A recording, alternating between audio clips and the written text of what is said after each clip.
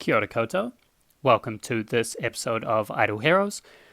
Today we are finally getting around to doing the Forest faction for May 2020. We will start off with Olivia, or Olivia, however you pronounce it. We'll start at the far end and work our way down. Olivia is a support hero. She is not someone you want to build as your first hero, or potentially even as your second hero.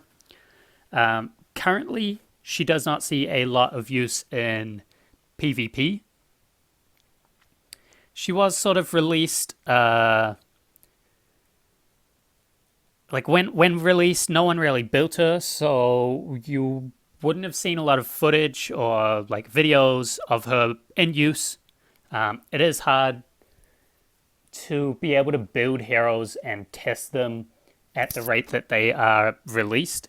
So most of us do just have to sort of wait until a whale or some random person has made them and then put out a video about it or made posts about the hero in either Reddit or wherever you find your information. But exchange, not steal.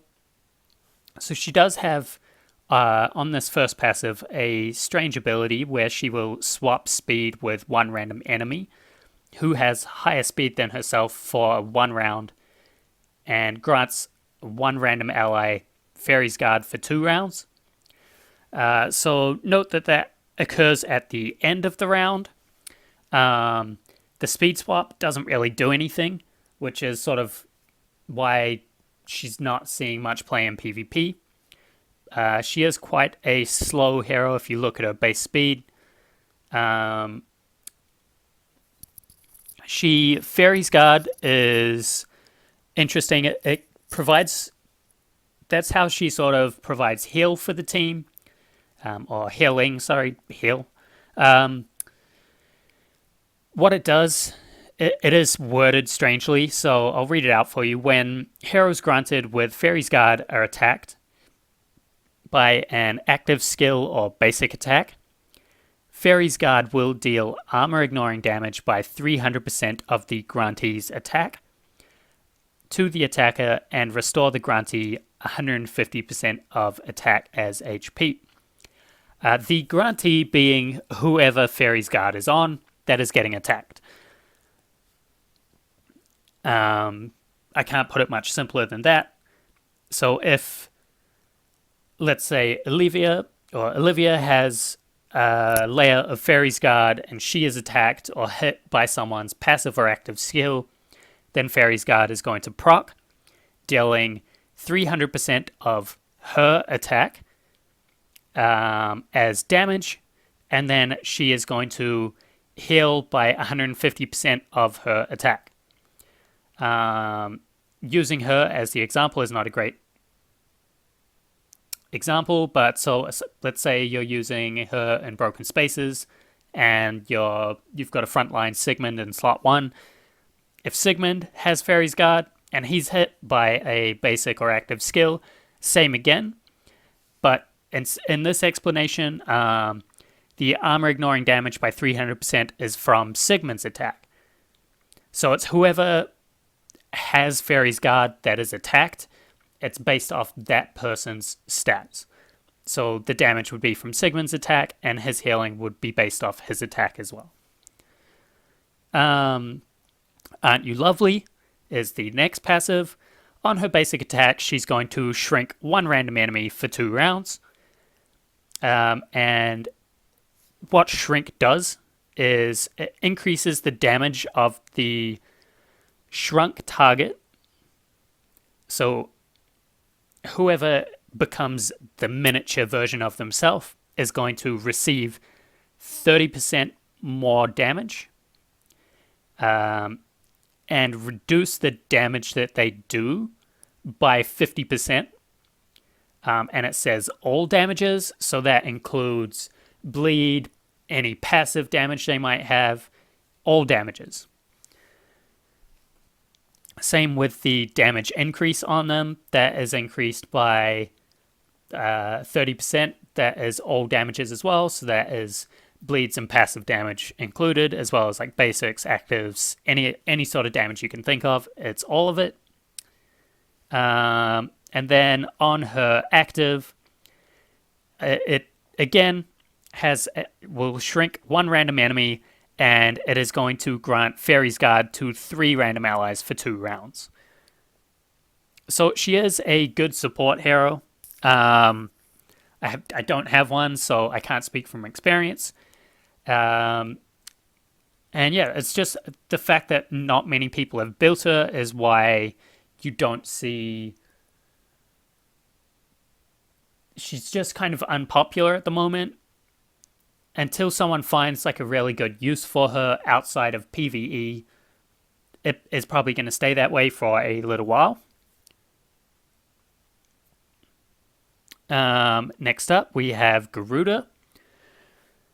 Garuda is falling off a little bit in endgame PvP, but not really. She is still an amazing hero in both PvP and PvE because of her nuke type damage. Like her actives do so much damage. She is great in team fights, but in things like Aspen Dungeon, Garuda is terrible because she needs a team around her to build up her feather stacks, which is how she gains damage for her active. So we'll read Unbeatable Force. Whenever a hero on the battleground dies, she heals for 30% of her max HP. And gains 2 layers of Featherblade. Featherblade gives her 4% damage reduce per layer. Next passive, Instinct of the Hunt, or of Hunt. Whenever an ally performs an active skill or basic attack, she assists to deal an extra 250% of attack damage to the target or targets, gains a layer of Featherblade, and increases self 5% of crit for 2 rounds. So again, the Featherblade layers, she gets 4% damage reduction for every layer, and the self crit increase is just each time she does her attack assist is when she's going to get that 5% crit buff for 2 rounds. Eagle's Power is just her passive stat increases, so 30% HP, 40% crit damage. So she does scale quite well with crit, but we'll go through builds in a second. 25% attack and 30% control immunity. And then her active, which is Fatal Feather, 480% of attack damage to 3 random enemies, uses up all of the layers of Featherblade, with each layer dealing an extra 320% of attack. So this is why she does such massive nuky damage. Damage to 1 random target. So her active, 480% of attack damage, hits 3 random enemies. And then the feathers, the layers of Featherblade hit and deal additional damage to 1 random enemy. So Garuda has, because of those layers, she can get pretty tanky with quite high damage reduction. We'll go through her builds. So we're over here on my main account. I do have a Garuda. Mine is more set up for PvP. So you'll see we have Kiss of Ghost. The attack boost and the HP boost are great for her, and the 100% armor break is fantastic. And then Holy Damage, Attack Stone. That is sort of the standard stone most people use on Garuda. But you can also use a crit attack stone is also really good. And for PvE, I I don't think it's worth, guys, spending the gems to unlock a backup stone. Just stick with one. But for PvE, I like to switch the Kiss of Ghost for a Staff Punisher of Immortal and focus more on the crit damage. That's just my preference. So Garuda does amazing PvE damage and PvP damage. She's not great as a single E5 hero in Sealland, and like I said, she's not very good in Aspen Dungeon because of her kit mechanics. She does need a team to ramp up those feathers and deal big burst damage. She's a decent option as a first E5 hero. If you don't get the copies of, say, Penny or Horus, I mean. Penny, Horus, and Cthulhu are all going to be better E5 heroes as your first E5 because of the fact that they're good in Sealland. So all three of them are going to be much more useful for you for pushing in your Sealland than Garuda will be in Forest. And they do have a little bit more sort of utility because they do those three heroes. Cthulhu and Penny are both really good in Aspen Dungeon. They do decent damage in both PvE and PvP, whereas Horus, an E5 Horus should be able to get you up to Hell with a bit of luck. In Aspen Dungeon, he's not very good against Priest Waves, but he does better PvE damage than the other two, and he's also going to be really good for your early game guild raids. Now, Garuda is also going to be really good for getting that big damage in guild raids early on as well. She is a beast in early game PvP. A single 10-star Garuda can beat quite a few heroes that even once they've been enabled, especially Horus. Garuda's going to do a lot better for you in PvP. And PvE, she puts up massive numbers. It's just the Aspen Dungeon and Sealland early game are really where you want to be focusing to push as much progress as possible because that is going to snowball your future progress. But yeah, that's enough about Garuda. Oberon, he had his day in PvP. It didn't last long, where you would run multiple Oberons because his toolkit does work. It interacts well with the more Oberons you have. Oberon is going to be now, you can still use him as a single. He's more of just a CC hero. The big damage numbers that come from him, from having him in multiples and just in tower, Oberon waves are really hard to beat.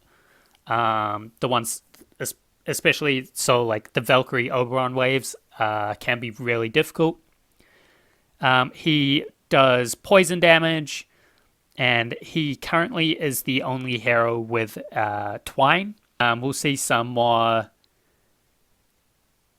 heroes with the Twine ability. Probably will end up still just being like purely a Forest CC ability.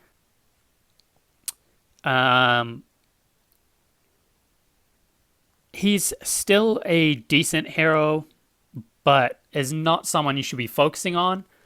You can, if you have copies of him, multiple low-level copies of Oberon. So if you have a couple of them at 5-star and you level them up to 100, can help a lot in pushing Sealland. Outside of that, he's sort of, at the moment, currently just sort of become a fodder hero. Valkyrie.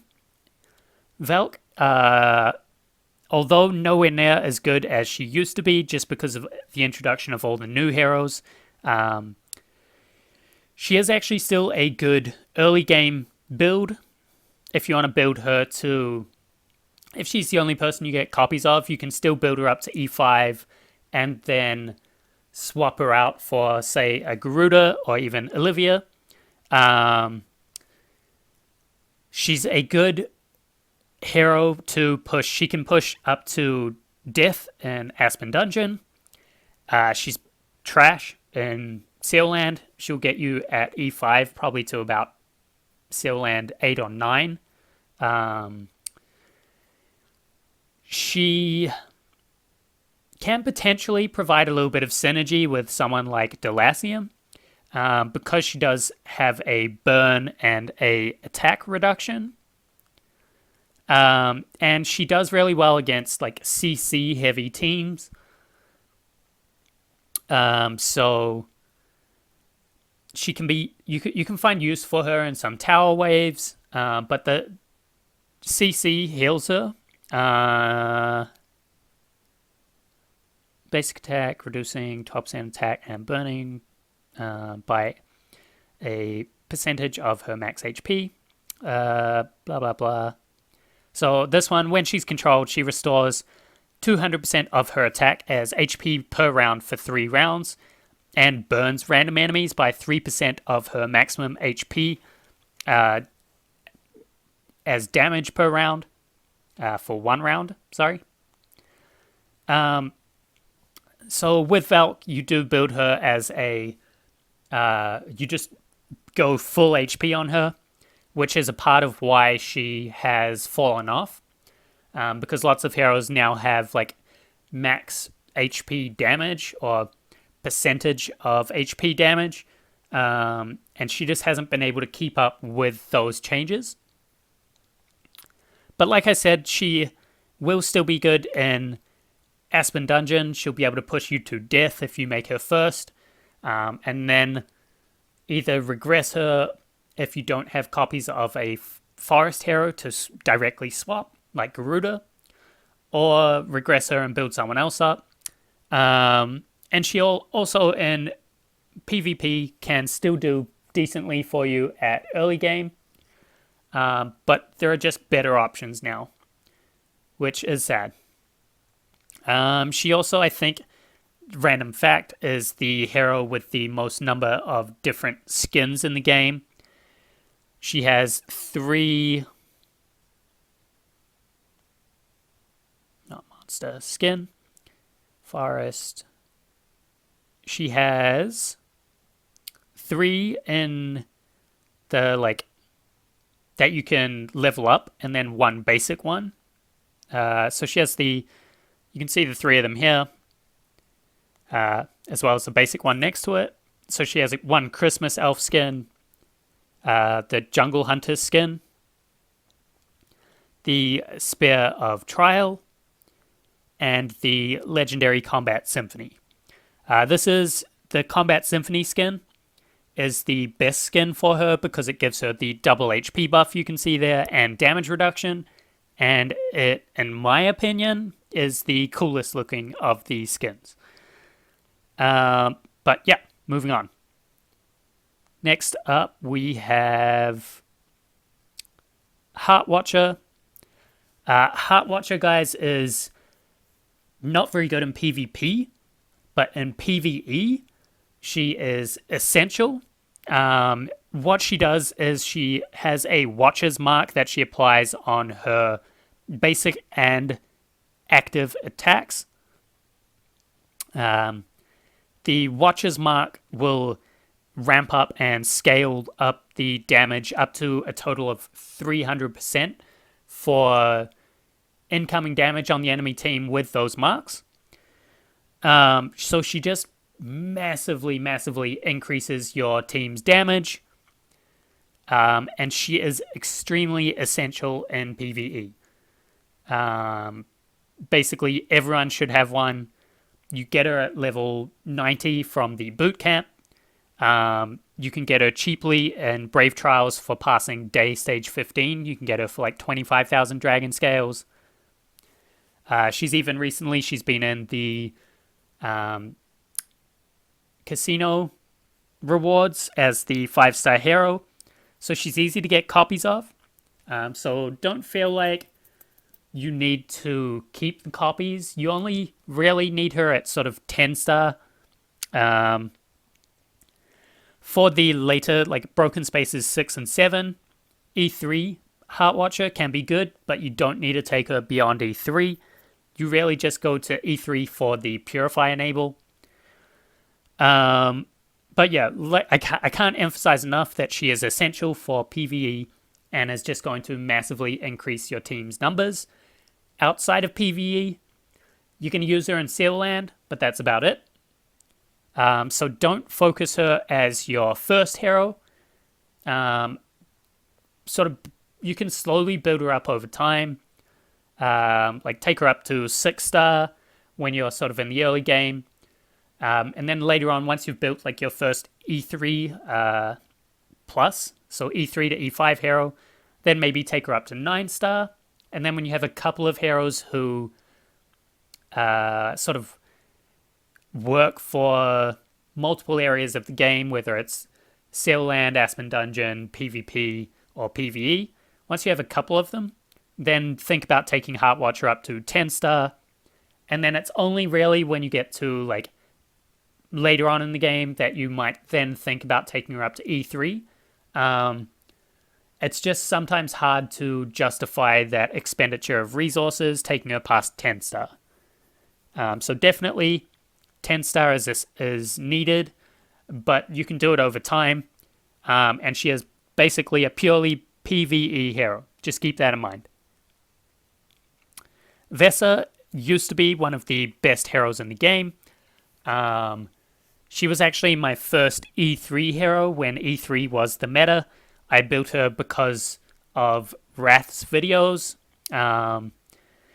She's a decent early game hero to take in Aspen Dungeon. She has great self-sustain with her heals. She's also going to help you out in like Brave Trials. And she does actually have pretty decent damage for a priest.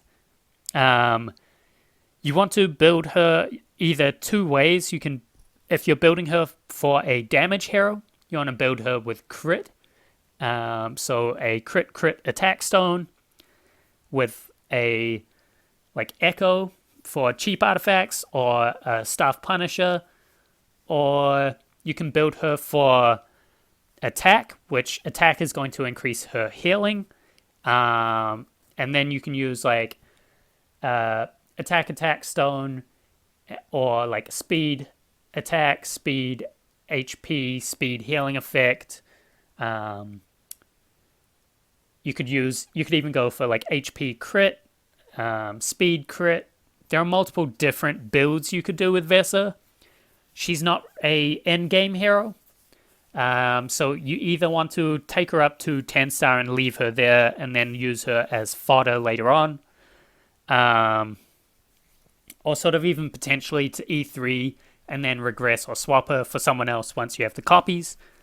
So like I said, she will do decent early game in Aspen Dungeon for you if you don't have anyone else to use. She's decent for Brave Trials to help you push and keep your team alive. She's a decent burst damage hero for PvP if you build her for damage. Otherwise, she's a decent support hero for Broken Spaces and other PvE fights like your guild raids and stuff like that. Edgar. Unfortunately, Edgar is not a great hero. Basically, he's just one of those heroes who you're going to take to either 6, 9, or 10-star to be food. He looks really cool, but just doesn't really have any use in the game. So just keep that in mind.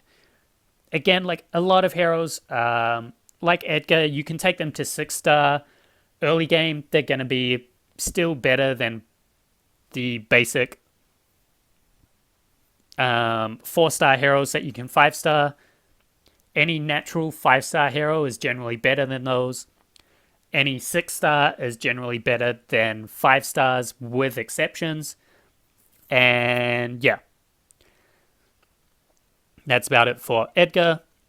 Rosa is pretty decent support. He is going to be a good support for pushing further in Forest Seal Land. He's good for PvE. He reduces the enemy attack and tags them with a crit mark. It's only a 10% chance, but yeah, he has a chance to tag them with a crit mark. And he also increases all allies by 20% attack with his active. I believe on his basic, yeah, and on his basic he also reduces all enemies' armor by 20%. He's an easy hero to get copies of. He is... I don't think he's in... Yeah, so he's still in the elite shards, and he is in the basic shards as well. So he's really easy to get copies of. He is a good support hero. He provides a lot of utility. So yeah, that is sort of Rosa. Melassa is going to do decent damage for you early game. But really, she's one of those fodder heroes. I've never really liked Melassa. She does poison damage. She can poison on crit. Deals extra damage against poison targets, so she pairs well with the snake monster. She's just super squishy, and her damage is not actually that good. But yeah, again, early game, take her to 6-star, use her as food later on, whatever. Easy to get copies of as well. Gru is interesting. Gru is super tanky. He has a counterattack, but it is just a single one, unlike heroes like King Barton, who will hit everyone with his counterattack. He has a 26% damage reduction with massive HP passives. When he takes damage, he's going to reduce the target's attack by 15% and crit by 24%. So you can potentially use Gru as like a node breaker if you randomly have him at 10-star, just to sort of reduce some crit in tower. A queen with the energy artifact is going to do better for you, but if you have Gru, you can use him. He is a decent tank to use in your slot 1 for pushing Forest Seal Land. And he's actually, like, his damage is not great, but he's going to be a good defensive hero in PvP. And early game, honestly, he's not that bad. It's just, he's not going to, don't take him past 10-star, by the way. He's not going to do much for you, and there are better options for the role he has. You're much better off using like a Horus in slot 1 or Cthulhu. But yeah, he's a decent early game hero. On his active, he does restore his HP. So you can even use him in Aspen Dungeon. What he struggles with there is actually his damage output.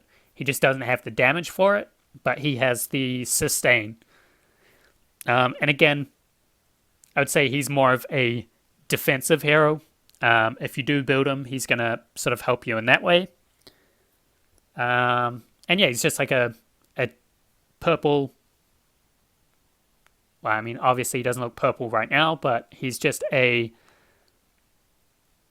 cool looking tree. Starlight is actually amazing in the early game.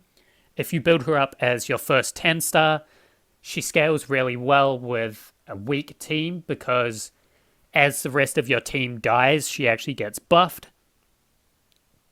She does have on her basic attack a chance to do 20% chance to inflict one of these random effects, and she hits 3 targets.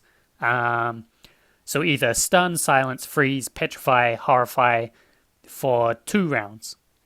So she does have a little bit of CC on her basic attack.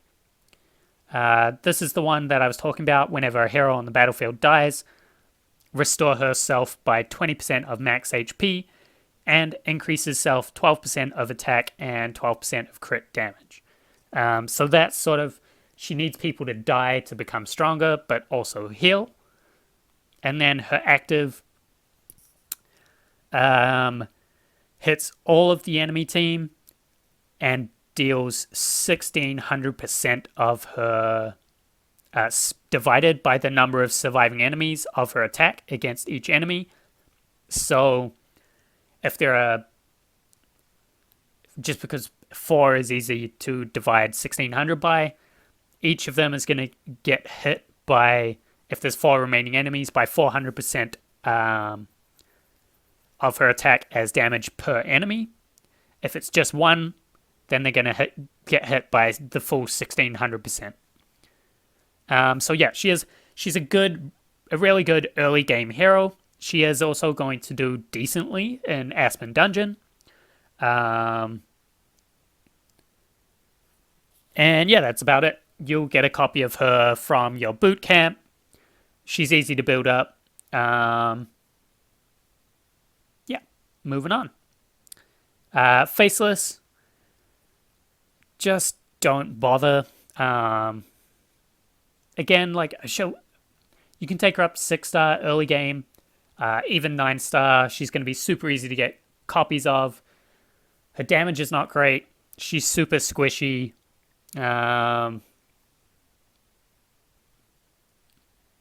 She has got a bleed on mages though only, so yeah, she's not great.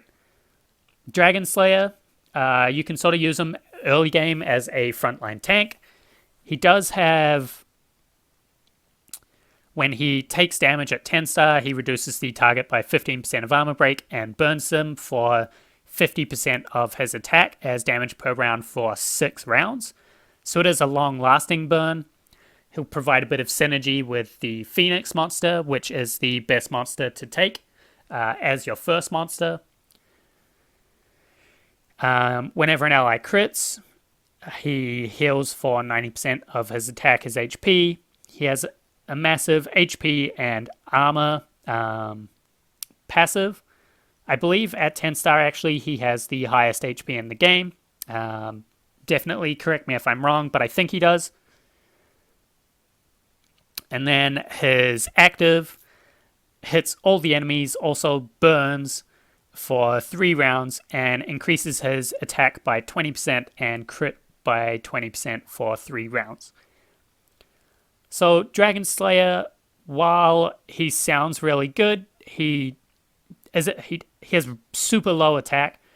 He's really just a frontline tank. Use him early game, then feed him off to better heroes. Demon Hunter is one of the better bad heroes. She's super squishy. She does have good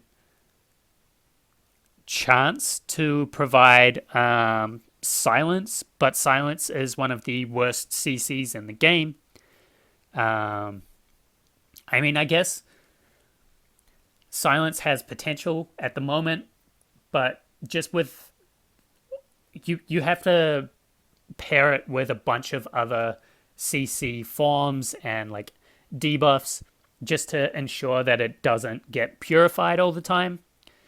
And then people like Belrain are going to counter silence because on her basic attack she's going to basically cleanse. But yeah, Demon Hunter, her basic attack has a 75% chance to deal 200% poison damage and a 15% chance to silence for 2 rounds. Whenever a foe dies, she increases herself by 20% crit damage and 15% of attack. So again, if you build her as your early game as your first 10-star, she's going to snowball as your team dies. As the enemy team dies, because it's only on a foe. But she is going to be one of those sort of snowball heroes. She has 30% crit damage and attack, which are decent passives. But you would then think that she is sort of more of a... Their passives you would associate with an assassin. And her active, 105% damage against all enemies.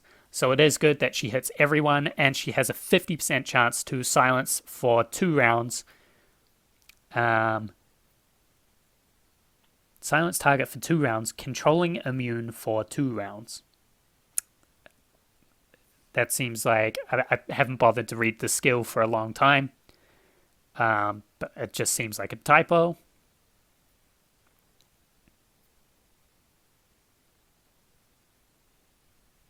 Yeah. I mean, it just seems like she has a 50% chance to silence for 2 rounds. I feel like that's all it's trying to say. And then she increases herself by 40% of damage reduction for 2 rounds as well with her active. So she's a decent early game hero. Don't take her past 10-star, but she will do pretty decently for you in the early game, and is another one of those heroes that it's super easy to get copies of. And that is it. Some honorable mentions. Zekis, you can use... he's going to heal your backline heroes. But this one, so you can like 6-star him and just use him as like a sacrificial hero. Put him in the front. When he dies, restores 70% of his attack, his HP to all allies. But the thing you want is increases them by 5% of crit for 3 rounds. 5% isn't much. You can take them up to... Let's have a look at what the 6-star percentages are. So at 6-star, it's going to increase them by 11% of crit for 3 rounds. And...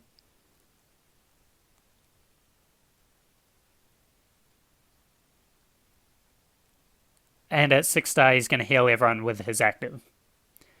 Thale is another... So he's good because he is a 4-star that you can take up to 6-star, and because you can 6-star him, you can 9-star him. So he's a good food hero. And early game, if you get him at 4-star, he's not going to be sort of a waste if you invest some resources into him. Same with Thale. Thale is a decent healer early game as well. You can take her up to 5, 6, and 9-star. Where is she at 6-star?